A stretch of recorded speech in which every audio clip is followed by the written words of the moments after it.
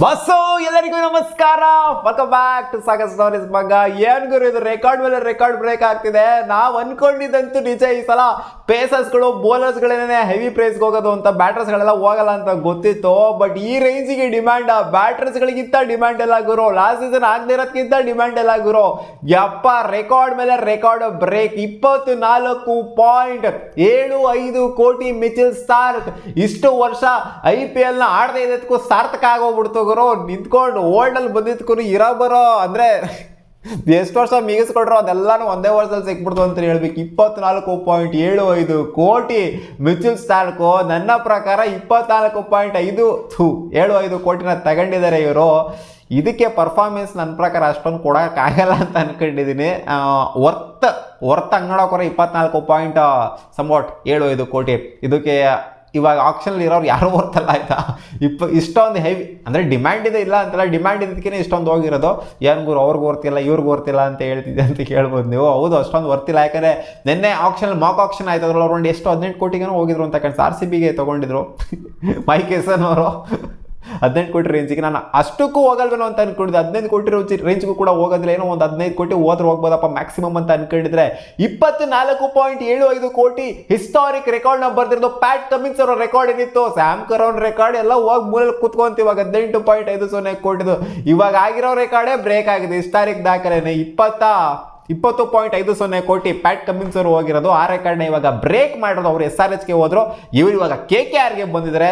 ಇವರು ಲಾಸ್ಟ್ 2015 ಕೂಡ KKR ಅವರು ತಗೊಂಡಿದ್ರು, ಬಟ್ ಇವರು ಆಡೋದಕ್ಕೆ ಬಂದಿರಲಿಲ್ಲ ಅಷ್ಟೇ. RCB ಆದಮೇಲೆ KKR ಅವರು ತಗೊಂಡಿದ್ರು. KKR ಆಡಿರಲಿಲ್ಲ ಇವರು.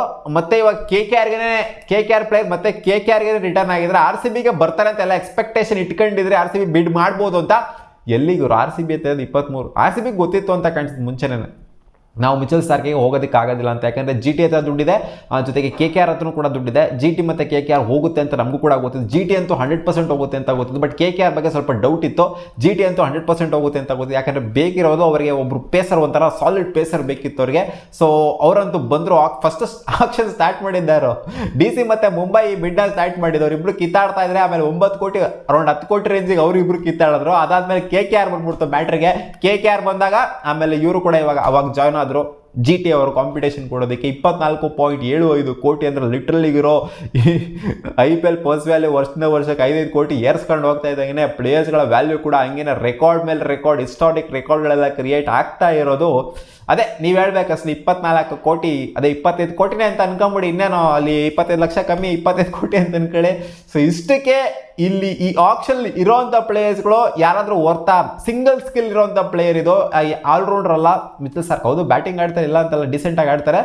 ಬಟ್ ಅದು ಸಿಂಗಲ್ ಸ್ಕಿಲ್ ಇಟ್ಕೊಂಡಿರುವಂಥ ಪ್ಲೇಯರು. ಇಷ್ಟಕ್ಕೆ ವರ್ತಾ, ಅದು ಬೌಲರು, 4 ಓವರ್ ಹಾಕುವಂಥ ಬೌಲರು ವರ್ತಾ. ಕಾಮೆಂಟ್ ಸೆಕ್ಷನಲ್ಲಿ ಹಾಕಿ.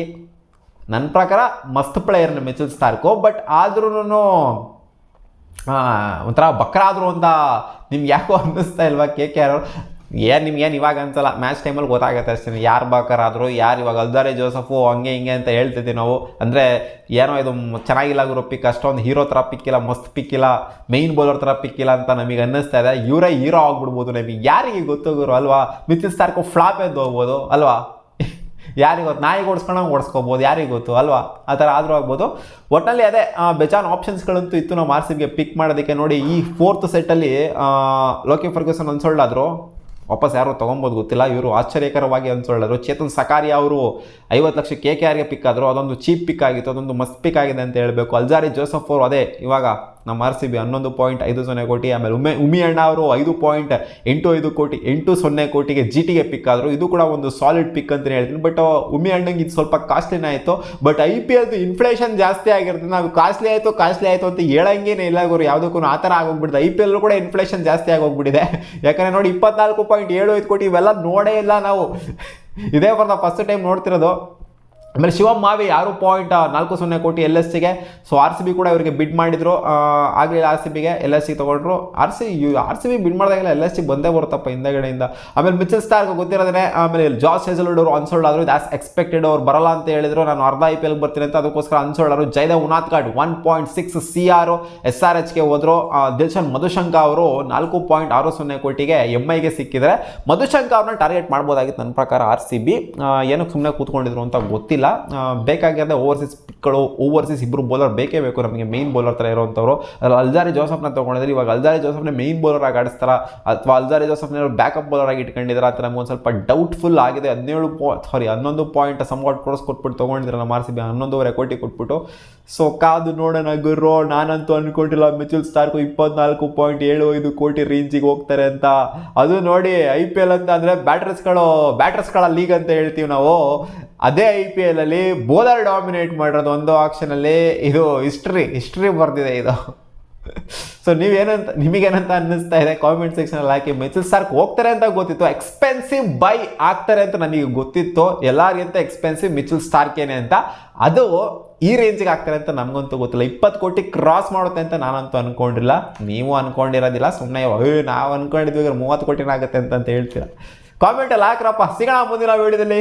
ಬಾ.